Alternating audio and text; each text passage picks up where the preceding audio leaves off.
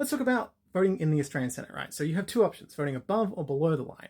Above the line, you mark at least 6 preferences for political parties or groups, and below the line, you do at least 12 for individual candidates in the order that you choose. Now, there is a misconception that gets thrown around that if you vote above the line, that parties can choose your preferences. That isn't true anymore.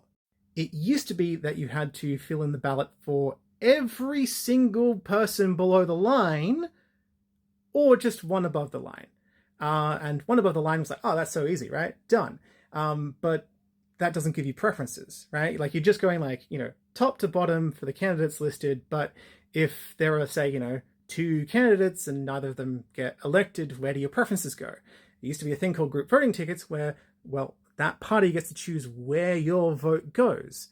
To be clear, that doesn't happen anymore, right? Like, the last time that was used for a federal election was 2013. It's literally over a decade since you've had to worry about it, but people still think that that's a thing because that was around since the 80s. Like, we've had decades of people thinking, oh, if I vote one above the line, parties are going to choose my preferences. I should fill in all the boxes below the line.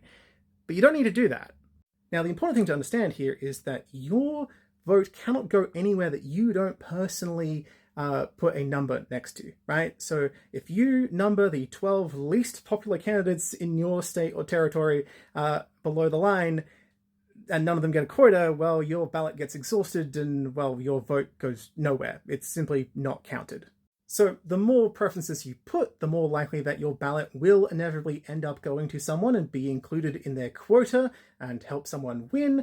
However, right, you don't need to fill in all the boxes. I mean, if you want to, go for it. I love that you have such detailed opinion. But if you simply think of someone that you're like, oh, if I had to, I would put them last, you can simply just not put a preference on them.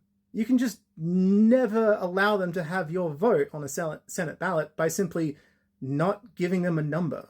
So if you're like voting below the line and you're like 30, 40, 50 people in, you're like, oh, I don't know how to order the rest of them. I don't like any of these other people.